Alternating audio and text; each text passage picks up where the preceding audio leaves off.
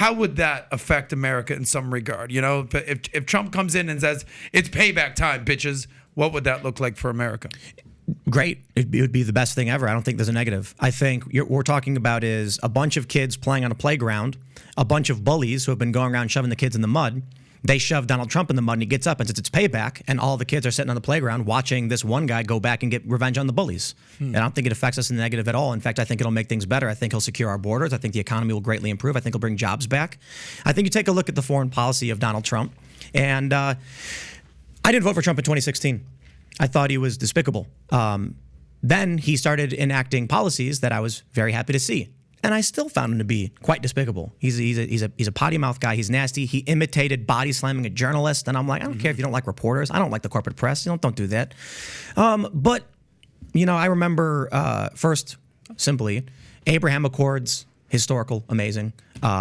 Crossing the DMZ into North Korea with no security detail, one of the greatest acts of leadership I have seen in my life, and I think should be in any other circumstance. They would be writing about it. It would be one of the most proud moments of the United States. Donald Trump entered North Korea, enemy territory, with no security detail, with Kim Jong-un surrounded by North Korean soldiers. And it was funny when I watched that happen, having family history that goes to Korea and what that means to me. And I was nearly brought to tears, and then the media insulted Donald Trump over that. And that really pissed me off. When Barack Obama was president, he ordered a drone strike on a civilian restaurant in Yemen, a country we are not at war with, which killed Abdulrahman al-Awlaki, a 16-year-old American citizen. No one bats an eye. He also killed Anwar al-Awlaki. In the argument, he was a jihadi, so it's war, so it's justified. I still don't think you can kill American citizens just because we're at war. Bombing a country we're not at war with? You know what? People come to me and say, Tim, it's war. We're dealing with terrorist factions. We've got allies in the region. It's conflict. You cannot claim it's murder. And I'm just like, I guess. But don't come to me and then insult Donald Trump for negotiating with Kim Jong-un when you were bombing civilians. So I look at the North Korea thing, and it's. I wonder if, I wonder about the perspectives of other people who know exactly what it is to have a family saying, here's where we're from, here's the town your grandfather grew up in. Because I have that somewhat on one side of my family and not on the other. Because I hear the story of, oh, you know, your great-grandfather was from this town in North Korea, but we have no idea because since the splitting of the country, that's it. We're cut off. Let me give you some credit. And I'll tell you why I want to give you credit. Is because Pat started the entire podcast with basically your evolution politically, right? Ideologically, you've been all over the map, and you're kind of finding your groove right now. But what you're able to do is you're able to separate personality from policy. And most people in America are just straight up voting for their team. They're voting for their jersey. They're voting for the personality they agree with. They don't go through the nuance of policy right here. And essentially what you're saying is you actually, to use your words, you actually found him to be disgusting and vulgar and a whole host of words. I think you said despicable at one point, but you still vote for him because you're able to separate the personality from the policy. Why can't most people do that? I mean, humans are social creatures. You know, we don't know everything about everything.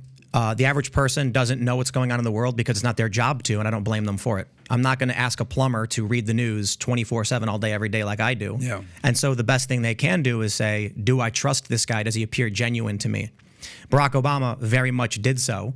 And for me, coming off of the Bush years of war and military expansion in the Middle East, which was unjustified, to then be told Obama was the guy who was going to put a stop to the unjust wars, to see him ramp it up, and then to bomb kids. The disposition, Obama had something called the disposition matrix, the kill list. I don't know if you guys are familiar with. Every Tuesday they'd give him baseball card style sheets saying like, who do you want to kill? He made the decision to kill several. Kobe had one too. Kobe had what? Kobe Bryant had. This is a different story. But go ahead. He's throwing you off. He's throwing you off. And so I just see that and I'm like, I was lied to. It's all the same. What's the point? 2016 comes around. Donald Trump's running against Hillary, and I was just laughing the whole time. I was like, this is America. The reality TV real estate mogul against the deep state witch who said she did not care if we went to war with Russia because she wanted to own Syria. What a disgusting person. Yeah. And then Donald Trump gets in. But you didn't vote for Trump I did not vote for him in 2016. And I assume you didn't vote for her either, though. Oh, absolutely. Oh, no way. Not the witch. So you voted third party? No, I didn't vote. Oh, wow. I said, what's the point? And probably looking back on it, I mean, who was it? Who was the libertarian? Before Joe Jorgensen, Gary was Johnson. Gary Johnson, yeah. And then he had the Aleppo moment. What is Aleppo? He didn't even I know was the just fucking like- city where we were war. And Tim, it's crazy that you say that about Barack doing all the war and all the bombing of the innocent kids. Trump crossed the DMZ and shook hands and everything. Guess who got the Nobel Peace Prize? Obama got the Peace Prize. Vinny. Donald Trump drone struck a bunch of countries. Drone struck, or whatever the word. Donald Trump ordered a commando raid in Yemen, which, according to family members, resulted in the death of Abdul Rahman al-Awlaki's 7-year-old sister, an American citizen. So there's challenges even with Donald Trump. So that's why I'm like, look, you're never going to find someone who is a saint who's doing everything right. Right. However, Donald Trump, no new wars. Donald Trump, Abraham Accords. Donald Trump, withdrawal from the timeline for the withdrawal from Afghanistan, butchered by Joe Biden.